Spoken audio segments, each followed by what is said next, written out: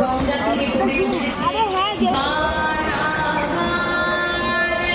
সমগ্র পূজা মণ্ডপকে আমরা আরতি পরিবেশে সাজিয়ে তুলেছি। অসংখ্য প্রদীপ, নানান দর্পণের মধ্যে শত শত ভক্তবৃন্দ তাদের প্রতিচ্ছবি উপলব্ধি করছে। আর যেন ভক্ত ভগবান সকলেই আরতি নৃত্যে মিলে মিশে একাকার। ভক্তের মধ্যেই যে ভগবান বিরাজ করছেন আজ তা প্রমাণিত। বেহারহাটের মহাশয়ের তরফ থেকে সকল দর্শনার্থীদের আপনাদের উপস্থিতিতে মুখর হয়ে উঠুন।